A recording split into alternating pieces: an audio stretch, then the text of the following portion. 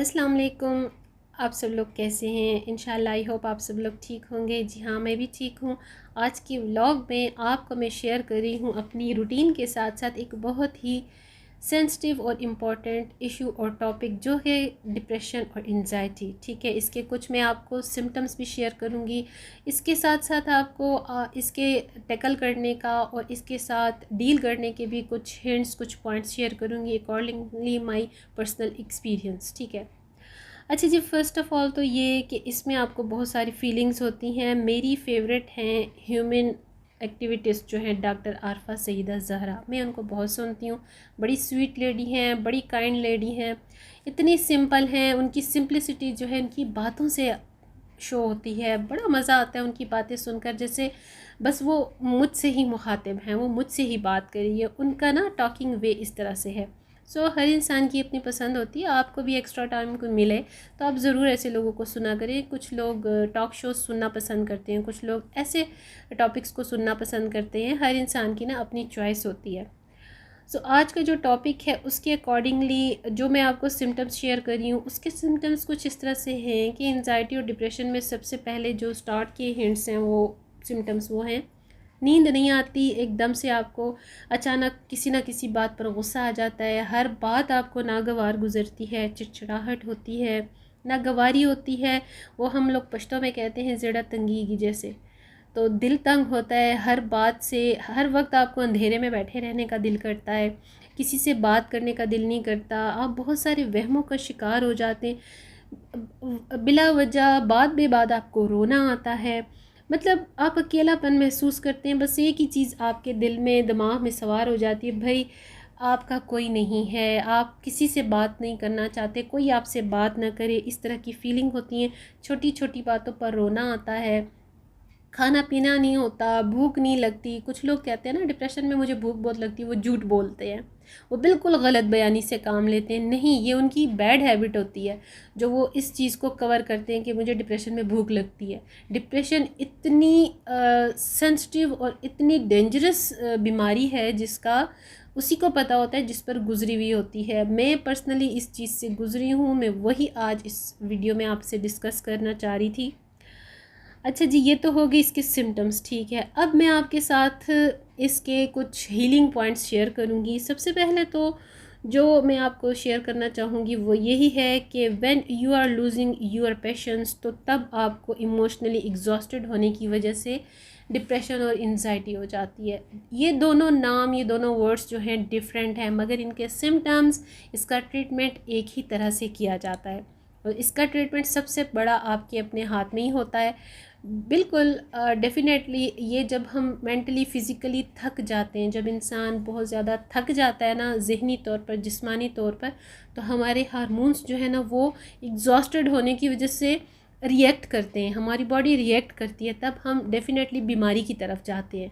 और जब हम बिल्कुल ही मेंटली तौर पर वीक हो जाते हैं, बहुत सारी बातें हमारे माइंड पर बर्डन हो जाती हैं, बोझ बन जाती हैं, तब हमें डिप्रेशन हो जाती है। ठीक है, कभी कभी सम टाइम ऐसा भी होता है, मोस्टली लोगों के साथ जो सेंसिटिव पीक की पॉइंट तक होता है डिप्रेशन, वो होता है इंसिडेंटली, हादसाती तौर पर, जैसे कि मेरे साथ हुआ आफ्टर माय मदर डेथ। मैं बहुत ही डीप डिप्रेशन में चली गई थी। मुझे वो फेज़ याद नहीं रहा, हाँ इतना याद है बिला वजह रोती रहती थी, अंधेरे में बैठी रहती थी, भूख बिल्कुल ख़त्म हो गई थी, नींद बिल्कुल ख़त्म हो गई थी। बस मेरे अल्लाह ने मेरा साथ दिया और मैंने अल्लाह से मांगा, अल्लाह ने मुझे शिफा भी दी। हाँ जी, एक चीज़ जो सिर्फ मेरे सर पर सवार हो गई थी, दिल दिमाग पर, वो थी मेरी अम्मी चली गई इस दुनिया से, क्योंकि मैं इकलौती थी। मेरी दोस्त, मेरी माँ, मेरी बहन, मेरा सब कुछ, हर रिश्ता मेरी माँ से था। ठीक है, तो वो अचानक जब चली गई तो बस मुझे ऐसा लगा मैं अलोन हो गई हूँ, बस मेरा कोई नहीं है, बस मुझे छोड़ दो मेरे हाल पे, बस इस तरह की फीलिंग्स। हाँ, एक चीज़ है, कुछ लोग जो होते हैं वो चीखते चिंघाड़ते हैं, तोड़ फोड़ करते हैं, पता नहीं ड्रामों वगैरह में तो यही देखा है। बट डिप्रेशन बहुत अजीब चीज़ है। कहते हैं ना, जो बंदा जिस चीज़ से, जिस कंडीशन से गुज़रता है, उसी को या फिर उसके अल्लाह को पता होता है। मैंने ये चीज़ गुजारी है पर्सनली, तो मैं आपको इसके ये चीज़ें बता सकती हूँ बड़ी डीपली और सही तरीके से। तो अल्लाह ताला हर किसी को हर बीमारी से बचाए। बीमारी कोई भी हो अच्छी नहीं होती है, अल्लाह ताला ही देता है, और शिफा भी अल्लाह से मांगो तो शिफा भी अल्लाह ताला ही देता है। अब आते हैं इसके कुछ हीलिंग पॉइंट्स की तरफ। जैसे मैंने आपको बताया ना कि आप अनमोटिवेटेड हो जाते हैं, आपको एंजाइटी फील होती है, आपको अलोन फीलिंग्स होती हैं, फीलिंग डिटैच होता है, आपको क्राइंग होती है विदाउट एनी रीज़न, आपको स्लीपिंग प्रॉब्लम्स, स्लीपिंग डिसऑर्डर्स हो जाते हैं, लूजिंग योर पैशंस, मतलब आपकी बिल्कुल जब होप ख़त्म हो जाती है, आपकी बर्दाश्त ख़त्म हो जाती है, आप इरिटेट होने लग जाते हैं, चिड़चिड़ाहट हो जाती है, आपको हर किसी की बात बुरी लगती है, किसी से बात करना आपको अच्छा नहीं लगता, तब आपको डिप्रेशन हो जाता है। तो इसके लिए जो टिप्स हैं, सबसे पहले तो यही हैं, देखिए ऑन एंड ऑफ हमारी लाइफ में बहुत सारी चीज़ें चल रही होती हैं, ठीक है, किसी के बारे में हम नहीं कह सकते और कोई भी ये नहीं कह सकता कि मैं परफेक्ट हूँ, मेरी लाइफ जो है वो भाई सुपर्ब है, नहीं, ये लाइफ है, up and down, on end of इसका हिस्सा है। अमीरी, गरीबी, खुशी, गमी, अच्छा बुरा, बीमारी, शिफा, सब कुछ अल्लाह ताला ने लिखा हुआ है, कातिब तकदीर ने, हमारी किस्मत में, हमारी तकदीर में वो होता है, वो होकर रहता है। सो कोई भी इस चीज़ पर कंफर्म नहीं हो सकता कि भाई मैं सबसे ज़्यादा खुश हूँ, मैं सबसे ज़्यादा परफेक्ट हूँ, ठीक है ना।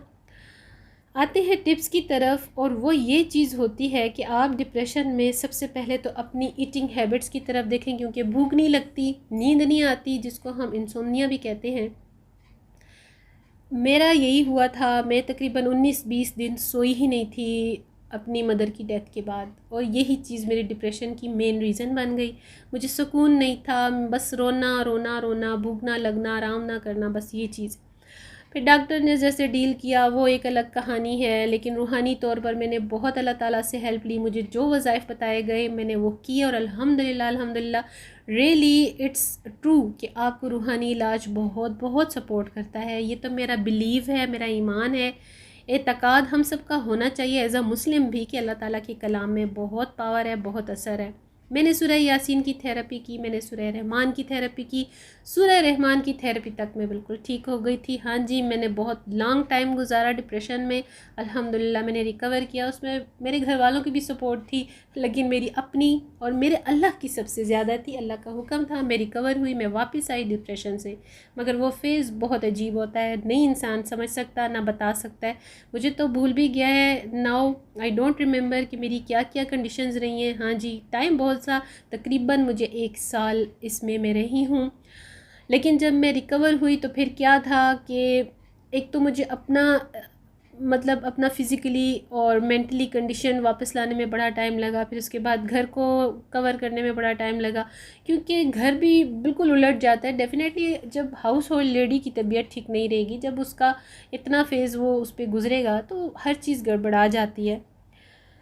तो सबसे पहले तो ये है कि ईटिंग हैबिट्स पे अपनी आपने तवज्जो देनी है, आपने फ़ाइबर लेना है, ग्रीन वेजिटेबल्स लेनी है, सेवरी फूड्स आपने छोड़ देना है, ऑयली चीज़ें आपने छोड़ देनी है। थोड़ा थोड़ा करके छोड़ें, मैं ये नहीं कह रही है एकदम सब कुछ छोड़ दें, नहीं, थोड़ा थोड़ा करके छोड़ें।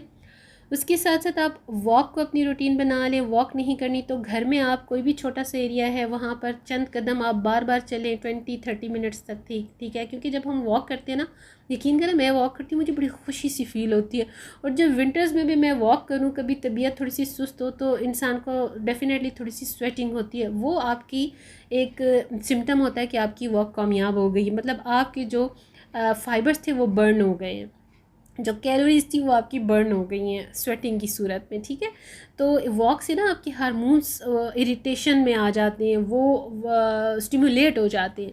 तो आपकी वॉक की वजह से आपकी मेंटली भी और आपकी फिजिकली भी जितने हार्मोन्स होते हैं वो एक्टिव हो जाते हैं, एक्टिवेट हो जाते हैं। तो आपको बड़ी खुशी से महसूस होती है, आपको अपना आप बड़ा हल्का हल्का सा लाइट लाइट सा फील होता है। मेरे साथ तो ऐसा ही होता है। तो ये चीज़ है, एक तो आपने वॉक को कर लेना है अपनी रूटीन में रेगुलरली ऐड, फिर आपने स्लीप एट टाइम करना है। वो कहते हैं ना कि early to bed early to rise, तो आपने अपनी स्लीपिंग टाइमिंग को आहिस्ता आहिस्ता ग्रेजुअली सेट करना है। अगर आप देर से सोने की आदत हैं तो थोड़ा थोड़ा करके टाइम पर सोने की कोशिश करें। और सबसे बड़ी बात मोबाइल, में समझती हूँ मोबाइल सारी बीमारियों का आजकल जड़ है। मोबाइल आप टाइम से ऑफ़ कर दें, साइन ऑफ कर दें, इसको बिल्कुल साइलेंट कर दें, एरोप्लेन मोड पर कर दें 9-10 बजे के बाद, फिर आप देखें आपकी ज़िंदगी में काफ़ी सारा सुकून आना शुरू हो जाएगा। क्योंकि मोबाइल ऑन रहता है तो डेफ़िनेटली ऑटोमेटिकली हमारी जो अटेंशंस है ना, ये उस तरफ चली जाती हैं। चेक करें कोई मैसेज ना आया हो, चेक करें कोई सोशल मीडिया पे न्यूज़ ना आई हुई हो, तो हम ऑटोमेटिकली इन्वॉल्व रहते हैं इसमें। तो ये चीज़ बिल्कुल अच्छी नहीं है। एक तो इससे अपने आप को दूर कर दें।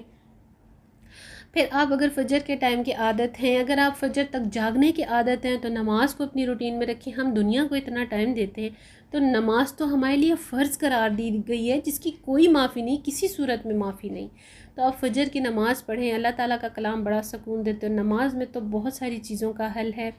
मेरी तबीयत जैसी भी हो, मैं जैसी भी जगह पर हूँ, कोशिश करती हूँ कि मैं नमाज़ को ज़रूर अदा करूँ। ठीक है, ऑन एंड ऑफ हो जाती है, कभी कज़ा भी हो जाती है, लेकिन ऑन एंड ऑफ़ के अलावा कोशिश यही करनी चाहिए कि आप टाइम पर नमाज भी अदा करें, क्योंकि ये फ़र्ज़ है अल्लाह ताला की तरफ से भी, और हमारे दीन का भी हुक्म है, हमारे रसूल का भी हुक्म है सल्लल्लाहु अलैहि वसल्लम का, कि हमने नमाज और कुरान को नहीं छोड़ना। फिर आप अपनी डेली रूटीन में बेशक एक लाइन पढ़ें, एक आप वर्ड पढ़ें अल्लाह की कलाम का, अल्लाह का नाम, अस्माए हुस्ना पढ़ लें, लेकिन आप पढ़ें ज़रूर। इससे हमारी लाइफ पे बड़ा असर पड़ता है। चलते फिरते इस्तिग़फ़ार करें, दरूद शरीफ पढ़ें, दरूद इब्राहिमी पढ़ें, कोई भी आपको कलमा है, कोई भी आपको आयत है, छोटी सी हदीस है, कुछ भी है, आपने चलते फिरते वो अपनी ज़बान पर उसका विर्द रखना है। चाहे आप बीमार हैं या नहीं हैं, बस एक रूटीन बना लें। अक्सर लेडीज़ की, बहुत सारे लोगों की ये आदत होती है। इसमें ज़्यादा डीप में जाने की मुझे ज़रूरत नहीं है। इसके अलावा डाइट के साथ वॉक का भी आपको मैंने बता दिया। इसके साथ एक और टिप है, आप मीठी चीज़ों को, शुगरी आइटम्स को छोड़ दें। चाय में, कहवे में शुगर लेना छोड़ दें। देखिए, चाय में और कॉफ़ी वगैरह में कैफ़ीन होती है, सम टाइम ये आपको बूस्ट करती है, आपको एनर्जी देती है, लेकिन सम टाइम आपकी नींद उड़ा देती है, आपका आराम ख़त्म कर देती है। तो इसको भी थोड़ा थोड़ा करके अवॉइड करना शुरू कर दें। डाइटिंग के लिए आप ये कहवा जात ऑर्गेनिक चीज़ें ये मत लें। ज़्यादा से ज़्यादा वर्कआउट करने की कोशिश करें, एक्सरसाइजेस करने की कोशिश करें, तो ऑटोमेटिकली आपका वेट जो है कंट्रोल में रहेगा। यकीन करें, इन चीज़ों से कुछ फ़र्क नहीं पड़ता। Channels, video tips, organic hint, ये सारी चीज़ें फ़जूल हैं। सिर्फ़ और सिर्फ, मैंने आपको पहले भी वीडियो में शेयर किया, आपने अपने मुंह को बंद करना है, आपने अपने मुंह पर ज़िप लगा लेनी है ना, तो आपका वेट कभी भी ऊपर नहीं जाएगा, कंट्रोल में रहेगा। फिर आपने क्या करना है, अपनी डेली रूटीन को आप शेड्यूल करें। आप बिफ़ोर गोइंग टू बेड अपनी डायरी लें, उसमें कुछ हिंट लिखें जो आपने फ़र्दर अदर डे पे काम करना है, वो शेड्यूल करें। आपकी जो रूटीन है, जो ज़रूरी काम है, उनको करें। ज़रूरी नहीं है कि हर काम को आप डेली करें, कुछ काम की रूटीन को चेंज करें। सुबह के काम शाम में करें, शाम के काम सुबह में करें। इससे भी आपकी तबीयत पर बड़ा फ़र्क पड़ेगा। और फिर ये चीज़ है कि अपने रिश्तों को तवज्जो दें। जो लोग आपसे प्यार से बात करते हैं, उनसे प्यार से आप बात करें। जो लोग आप अवॉइड करते हैं, उनको अवॉइड करें। कुछ आपको अगर नसीहत करते हैं, अच्छा लगता है दिल पे, अगर आपकी इजाज़त देता है दिल, आप सुने, नहीं करता, आप उनको छोड़ दें। जो लोग आपके ख़िलाफ़ नेगेटिविटी करते हैं, सोचते हैं, बात करते हैं, उनको छोड़ दें। उनकी महफ़िल में ही ना बैठें, सलाम दुआ करें, इससे ज़्यादा आप बात ही ना करें, ताकि उनको फ़ील हो कि भाई आपको उनकी बात पसंद नहीं आ रही है। इसके अलावा अगर आपसे कोई हेल्प मांगता है, कोई टिप मांगता है, कोई मशवरा मांगता है, बेशक दें। उसके फेस को देखें कि वो दिल से मांग रहा है, चाह रहा है आपसे बात करना, आप 100 दफ़ा करें। नहीं चाह रहा, आप उसको भी अवॉइड करें। और इस चीज़ को बिल्कुल दिल दिमाग पर आपने नहीं लेना। जिस तरह से मैं करती हूँ, मेरे हस्बैंड ने मुझे एक ही चीज़ सिखाई कि नो कहना सीख लो, तुम्हारी लाइफ में बहुत सारी चीज़ें ईजी हो जाएंगी। फिर मेरे बाबा ने मुझे कहा कि तुम ओवर सेंसिटिव हो, ऐसा करना सीख लो, ऐसा करना सीख लो, तो तुम्हारी लाइफ में ये चीज़ें खुद ब खुद ख़त्म हो जाएंगी। ओवर सेंसिटिव होना, ओवर थिंकिंग करना, ये मैंने आपको लास्ट ब्लॉग में भी शेयर किया है। इस बार भी थोड़ा सा दोबारा शेयर कर रही हूँ। ज़्यादा डीपली मैं नहीं जाना चाहूँगी कि वीडियो फिर बहुत और भी लॉन्ग हो जाएगी। आपने ओवर थिंकिंग नहीं करनी, डीपली सोचना नहीं है, किसी के बारे में नहीं। आप अपने आप के बारे में सोचें, अपने आप को तवज्जो दें, शीशे के सामने खड़े हों, अच्छी सी प्यारी सी ड्रेसिंग करें, लाइट सी एक न्यूड सी लिपस्टिक लगाएं, प्यारा सा मेकअप करें, लाइट सी ज्वेलरी पहने, घर में घूमें फिरें, घर के काम काज करें, किचन में जो भी आपको पसंद है, बेकिंग करें, कुकिंग करें। इसके अलावा जो आपकी हॉबी है वो करें। तो इंशाल्लाह अल्लाह ताला की कलाम का सहारा भी लें। उसके बाद आप देखें आपकी लाइफ कैसे रूटीन पर आती है। अल्लाह ताला से मांगे, वो देता है, बिल्कुल देता है। सो ये था मेरा आज का वीडियो। पसंद आए तो लाइक ज़रूर कीजिएगा, अपना फ़ीडबैक ज़रूर दीजिएगा।